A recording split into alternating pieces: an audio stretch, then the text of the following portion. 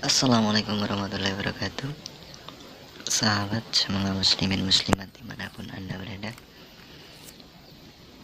jumpa lagi di pengkajian tentang kitab Syafinah. Kali ini kita akan membahas ataupun mengkaji bab khutbah pada sholat Jum'ah ya. Langsung saja, Bismillahirrahmanirrahim. Faslun, ini adalah fasal pembahasan tentang arkanul khutbataini. Adapun rukun dua khutbah, maksudnya ini khutbah sholat Jumat ya, itu khamsatun, ada 5, yaitu yang pertama hamdulillah, itu memuji kepada Allah, fihima, di dalam kedua khutbah. Jadi di dalam kedua khutbah sholat Jum'ah itu harus memuji kepada Allah Subhanahu wa taala ya. Dan berikutnya wassalatu ala nabiyyi sallallahu alaihi wasallam fihima, dan membaca sholawat di dalam kepada Nabi sallallahu alaihi wasallam di dalam kedua khutbah ya. Jadi ini wajib, harus ada salam kepada Nabi Muhammad sallallahu alaihi wasallam di dalam kedua khutbah. Kemudian wal wasyatu bittaqwa, dan ada wasiat ataupun pesan bittaqwa, kelawan takwa ya. Jadi ada pesan untuk bertakwa di dalam fihima, di dalam kedua khutbah ya. Jadi kedua khutbah itu harus memiliki pesan untuk bertakwa ya, dan itu wajib ya. Dan selanjutnya wa qiraatu ayatin minal qur'ani, dan membaca ayat dari Al-Quran, fi ihdahuma, di dalam salah satu khutbah ya. Jadi ini harus membaca ayat Al-Quran, minimal 1 ayat ya, di dalam salah satu dari khutbah 2 itu. Terus berikutnya wa dunga'u lil mu'minina wal mu'minati fil akhirati,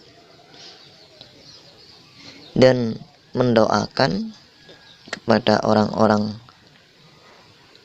muslim dan muslimat ya, maksudnya itu muslim laki-laki dan muslimat muslim perempuan ya, fil akhiri, di akhir khutbah ya.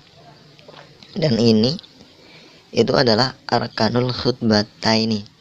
Jadi ini rukun ya, dan kalau rukun itu berarti wajib. Kalau tidak dijalankan itu berarti, kalau dalam bahasa hukum itu tidak sah ya, khutbahnya itu tidak sah. Kalau khutbahnya sampai tidak sah, padahal 2 khutbah di dalam sholat Jum'ah itu pengganti 2 rakaat di sholat duhur. Jadi kalau khutbahnya sampai tidak sah, itu otomatis sholat Jum'ahnya itu pun juga tidak sah. Kita di sini bicara tentang hukum ya, itu tidak sah. Kalau bicara tentang diterima atau enggaknya, itu wallahu a'lam, itu urusan Allah. Tapi kalau bicara soal hukum, ini kalau khutbah ini meninggalkan rukun, salah satu saja dari rukunnya ditinggal, itu otomatis tidak sah ya. Dan di sini pun tidak ada salam. Jadi kalau khutbah Jum'ah itu tidak diperbolehkan menggunakan salam di akhir ya. Kalau di awal itu salam, tapi kan itu terpisah, tidak termasuk khutbah. Salam yang di awal itu tidak termasuk khutbah. Makanya kalau khusus para Nahdlatul Ulama itu salamnya dipisahkan dengan azan ya. Setelah salam baru azan, kemudian khutbah awal masuk. Dan di akhir itu tidak menggunakan salam. Langsung paling kalimatnya waladikrullahi akbar, seperti itu. Karena tidak dianjurkan untuk menggunakan salam. Jadi yang pertama tadi dari